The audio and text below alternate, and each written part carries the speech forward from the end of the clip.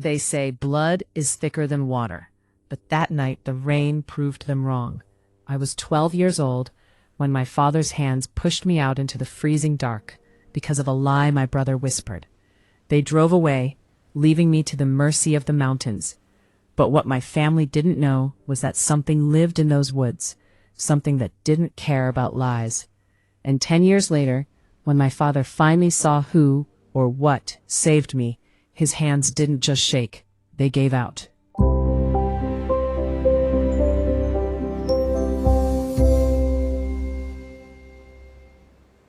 The smell of wet pine and old leather always takes me back to that Tuesday. It's funny how the brain remembers the smallest details of a catastrophe. I remember the way the heater in our old SUV clicked, struggling to keep the cabin warm against the lashing rain outside. I remember the sour smell of my brother Leo's breath as he smirked at me from the back seat. But mostly, I remember the silence of my parents. My name is Lily Rose. At 12, I was supposed to be worried about math tests, or the hole in my favorite sweater. Instead, I was fighting for my life in a court where I had no lawyer. Leo had told them I stole the family's emergency savings, the money meant for my mother's surgery, and that I had lost it in the creek while playing. It was a lie, a calculated, cruel lie because I'd caught him smoking behind the shed. "Get out, Lily," my father said. His voice wasn't loud.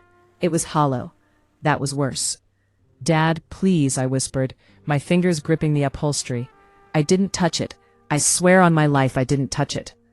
"You lied to our faces for 3 days while your mother cried," he replied, his eyes fixed on the rearview mirror.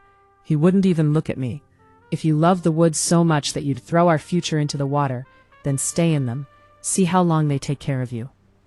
The door was unlocked from the front. The wind surged in, bringing a spray of ice-cold rain that stung my face. Leo leaned over, his eyes gleaming with a triumph that didn't belong on a 14-year-old's face. He gave me a sharp shove. I tumbled out onto the gravel shoulder of the mountain pass. The mud claimed my shoes instantly. Before I could even scream, the taillights of the SUV flickered and began to recede into the gray curtain of the storm. I ran until my lungs felt like they were filled with broken glass. I screamed their names until my throat was raw, but the thunder drowned out everything. I was 12. I was alone, and the sun was setting behind the jagged peaks of the Blackwood Range. I didn't know then that my family had just signed my death warrant. Or so they thought.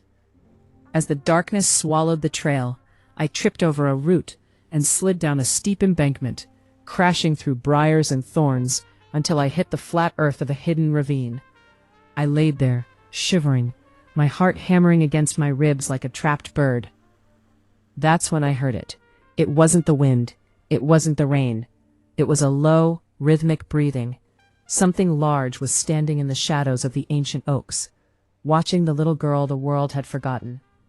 I closed my eyes, waiting for the end. I prayed it would be quick. But the end didn't come. Instead, I felt something warm. The warmth wasn't a blanket, and it wasn't the sun. It was the heavy, musk-scented heat of a living creature. I kept my eyes squeezed shut, certain that if I opened them, I'd see the teeth that would finish what my father started. But instead of a bite, I felt a rough, sandpaper-like tongue swipe across my frozen cheek, clearing the mud and salt from my skin. I opened one eye. Towering over me was a wolf, but not a wolf like the ones in my schoolbooks. This creature was massive, its fur the color of midnight and silver, and its eyes weren't yellow. They were a deep, haunting violet. It didn't look at me like prey. It looked at me with a terrifyingly human intelligence. I should have screamed. I should have scrambled away.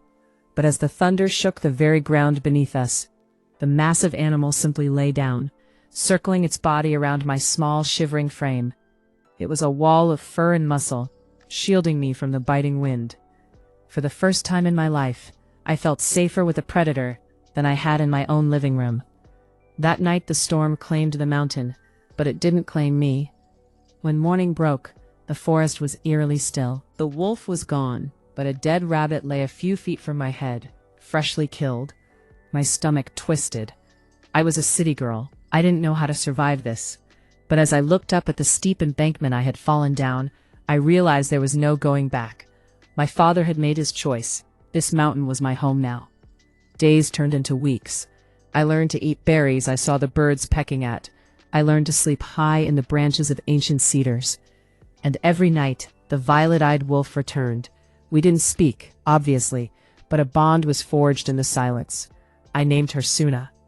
But the mountain wasn't just home to Suna. There were other things in the deep dark.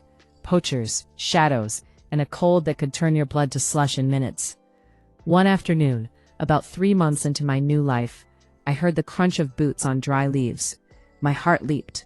Maybe they came back for me, I thought. Maybe Dad realized Leo lied. I stepped out from behind a mossy rock, my voice trembling as I tried to speak for the first time in 90 days. "Hello?" I croaked. It wasn't my father. It was a man with a scarred face and a long rifle slung over his shoulder.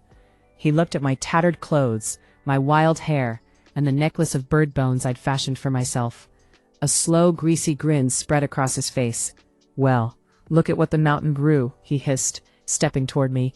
"A little wild thing. You'll fetch a high price for whoever's looking for you. Or maybe I'll just keep you here to cook my meals." He reached out a callous hand to grab my hair. I backed up, hitting a tree. There was nowhere to run. I closed my eyes and called out for the only family I had left. "Suna, ain't nobody comin' for you, girl." He was wrong. The air didn't just grow cold, it froze.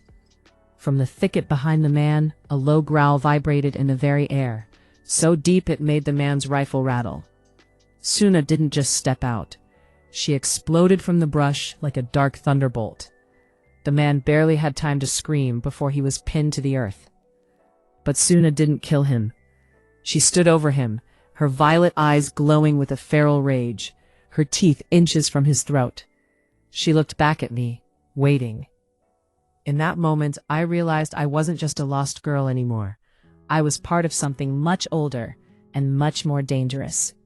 Years passed, but I didn't count them in months or days. I counted them in the shedding of Suna's winter coat and the ripening of the mountain blackberries. I was no longer Lily Rose, the scared girl in the muddy sweater. I was a ghost of the peaks. My skin had toughened. My eyes had sharpened to catch the slightest twitch of a leaf.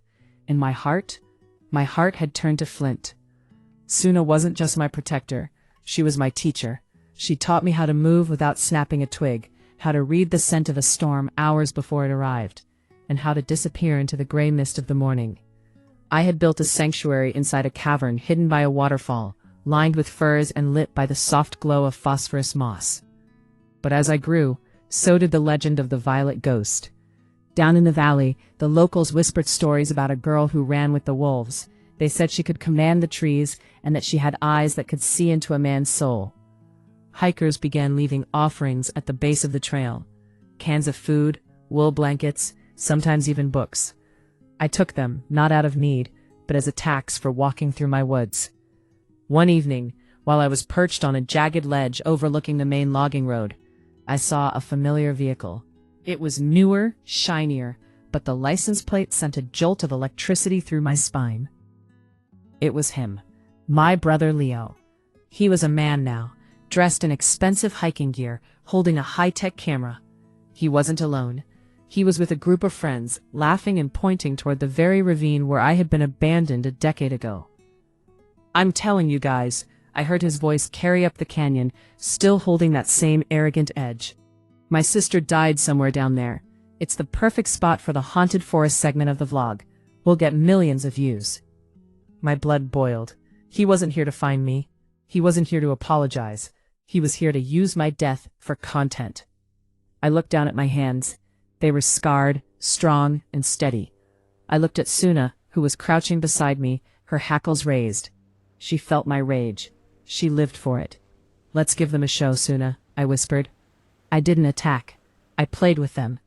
As the sun dipped below the horizon, I began the whistles. High, haunting notes that bounced off the canyon walls, making it impossible to tell where they came from. I threw stones just ahead of their path, steering them away from the road and deeper into the Devil's Throat, the most treacherous part of the range. Panic set in quickly. Leo's friends started arguing. "The GPS is dead, Leo. You said you knew this trail." "I do. It's just, the landmarks are moving," Leo shouted, his voice cracking. He looked exactly like he did the night he shoved me out of the car. Small, pathetic, and a liar. When they were deep enough that the forest canopy blocked out the moon, I stepped out. I didn't hide. I stood in the middle of their path, bathed in the silver light. I was wearing a cloak made of wolf shed and deer hide, my long hair braided with eagle feathers. Suna stood at my left, and 3 of her packmates emerged from the shadows on my right. Leo dropped his camera. The plastic shattered on the rocks. Lily, he gasped, his face turning the color of ash. No, you're a ghost. I'm the consequence, Leo, I said, my voice sounding like the grinding of stones. I took a step forward, and the wolves let out a synchronized snarl that shook the leaves above. Leo fell to his knees, blubbering, the same way I had cried for mercy 10 years ago. I'm sorry. I'll tell them. I'll tell Mom and Dad. I lied about the money. Just please don't let them eat me. I looked at him with total indifference. The money didn't matter, Leo. It was the silence that followed. And now, you're going to learn what silence really feels like. I didn't let the wolves touch them. That would have been too easy. Instead, I watched as Leo and his friends scrambled through the brush, terrified by every snap of a twig, until they reached the edge of the logging road. I let them go because I wanted him to run back. I wanted him to tell the truth, not out of guilt, but out of a fear so deep he couldn't breathe. 2 days later, the mountain air changed. It wasn't the scent of rain. It was the smell of gasoline and old regrets. A single black sedan wound its way up the mountain pass. It stopped exactly where they had dropped me off 10 years ago. 2 people got out. My mother looked fragile, her hair turned almost entirely white, and my father, the man who had been a giant in my childhood eyes, now looked small, his shoulders hunched under the weight of a decade of silence. Leo was there too, hiding behind them, pointing toward the tree line with trembling fingers. I stood on a ridge 300 feet above them, hidden by the thick needles of a hemlock tree. Suna was a shadow at my heels. I watched my father cup his hands around his mouth, his voice breaking as it echoed through the valley. Lily Rose, if you're there, please. I felt a phantom sting in my eyes, the ghost of the 12-year-old girl who had waited for this moment for 3,000 nights. But that girl was gone. I began my descent. I didn't walk like a human. I moved through the vertical terrain with the fluid, silent grace of a mountain lion. One moment the road was empty, and the next, I was standing 20 feet away from them, emerging from the mist like I had been conjured from the earth itself. My mother let out a strangled sob, her hand flying to her mouth. My father took a step forward, his eyes searching my face, looking for the soft features of the child he'd abandoned. He found only the cold, sharp lines of a survivor. Lily, he whispered, tears streaming into his graying beard. Oh God, Leo told us. He told us everything. We've been looking for years. We hired investigators. You didn't look here, I interrupted. My voice sounded foreign to my own ears, low, melodic, and dangerous. You left me here because you believed a lie was more important than a daughter. You gave me to the mountain. We were wrong, he cried, reaching out a hand. Please come home. We have a room for you. Your mother, she never stopped praying. I am home, I said, gesturing to the peaks that touched the clouds. Leo tried to speak, his voice shaking. Lily, look, I'm sorry, okay? I was a kid. Just tell these things to stay back. He pointed at the tree line, where 5 pairs of glowing eyes had just appeared. My father looked at the wolves, then back at me. He saw the way I stood, not in fear of the predators, but as their center. He saw the bone-handled knife at my waist and the scars on my arms. The realization hit him like a physical blow. He hadn't just lost a daughter. He had created something he didn't understand. You're not coming back, are you? My mother asked, her voice a mere thread of sound. The Lily Rose you knew died in the rain, I said. The mountain kept what was left. I turned to leave, but my father surged forward, desperate to grab my arm, to tether me to his world one last time. But as he stepped into my space, a low, tectonic growl shook the air. Suna didn't bark. She didn't snap. She simply stepped out of the fog and stood between me and my father. When my father saw her, saw the size of her, the violet fire in her eyes, and the way she looked at him with a judgment that felt divine, his hands didn't just shake.